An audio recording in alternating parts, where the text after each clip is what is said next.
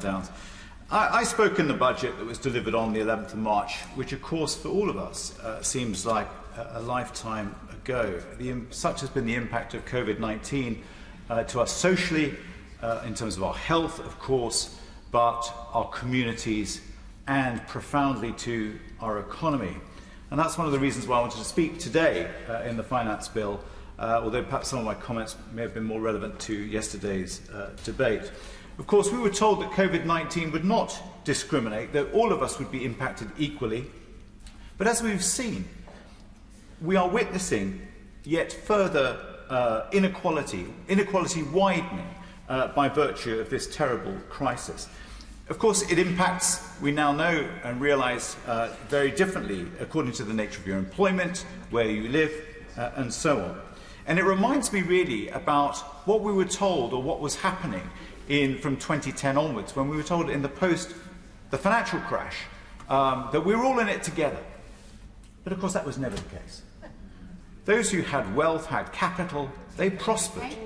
You look at the wealth of the top 100 in this country and how it grew exponentially in this past decade, how inequality widened so considerably. And that has to be our great fear, that the mistakes of that period from 2010 onwards are going to be repeated again now.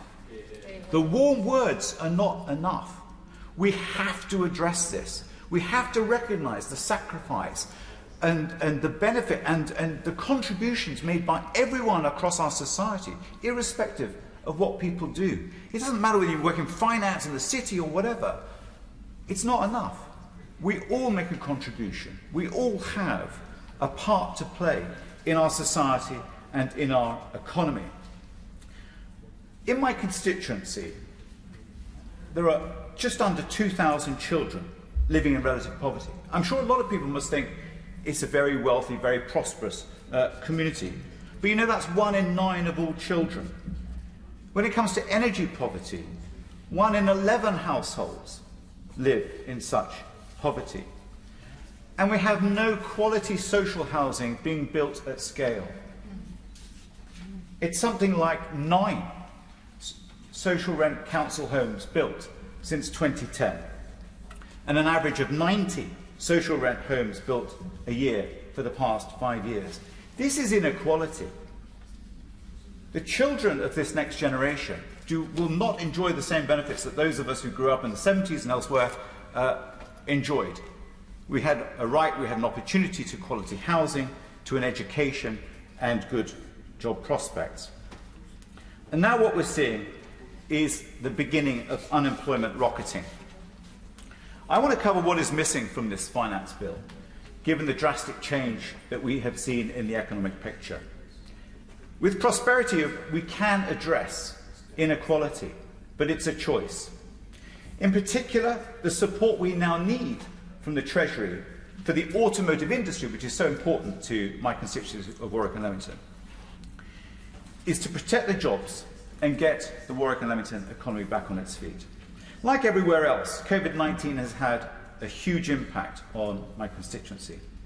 But of course the effects vary.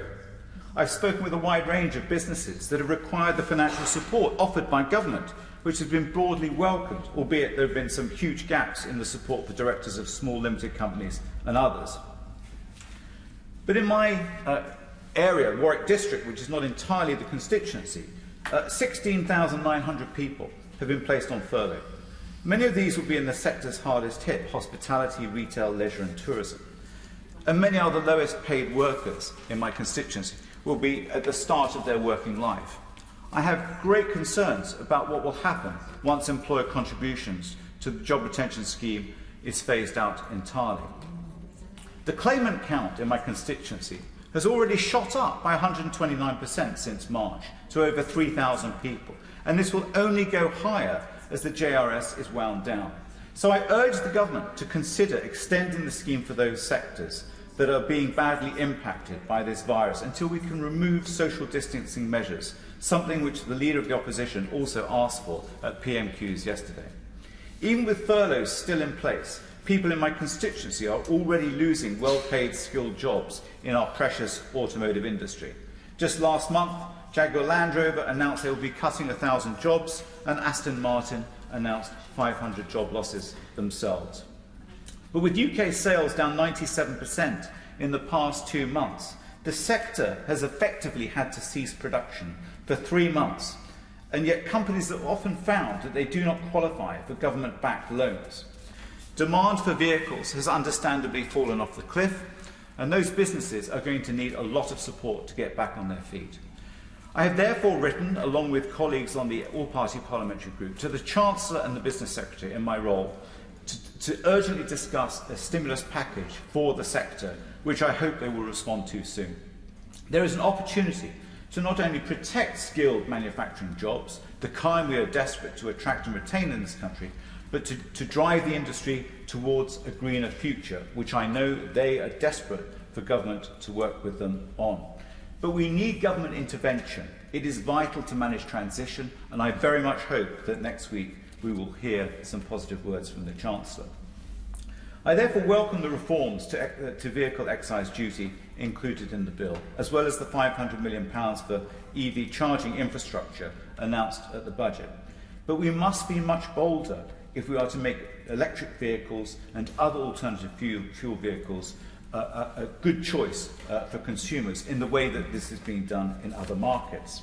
By way of example, Norway has been by the most successful country in achieving EV market penetration. The support from the government there provides reduced road tax, free municipal parking and VAT exemption. This approach makes the total cost of ownership less than for dirtier, more polluting vehicles. We need 30,000 charging points in the UK, 3 times the amount we have now, and the investment to make it happen. When the Prime Minister talks about trying to get this economy back on its feet, the term build, build, build is wrong for me. We must make, and we must invest in our infrastructure, whether it be EV charging points, our energy grids, and in terms of alternative energy sources to build a cleaner and better future. I travel by electric bike, as it happens, and I would encourage everyone to take shorter journeys using this mode of transport. But we must make it cheaper for consumers to do so as well. Those are the sorts of grants and benefits that can really help stimulate new sectors, and I would urge the government to consider doing this next week. So, Mr. Deputy Speaker, I would urge Treasury Ministers to look again at how the government can use our taxation system to incentivise the purchase and uptake of new, cleaner ICE vehicles, and to support our automotive industry to get firing on all cylinders again, to look at the alternative fuels, the electric vehicles, the hydrogen vehicles, to think about how we can really progress that and drive that sector forward. It must have this sector at the front of its mind before any financial statement delivered next week, which is designed to protect jobs. Without urgent action, Mr. Deputy Speaker, and action at scale, we risk losing them forever.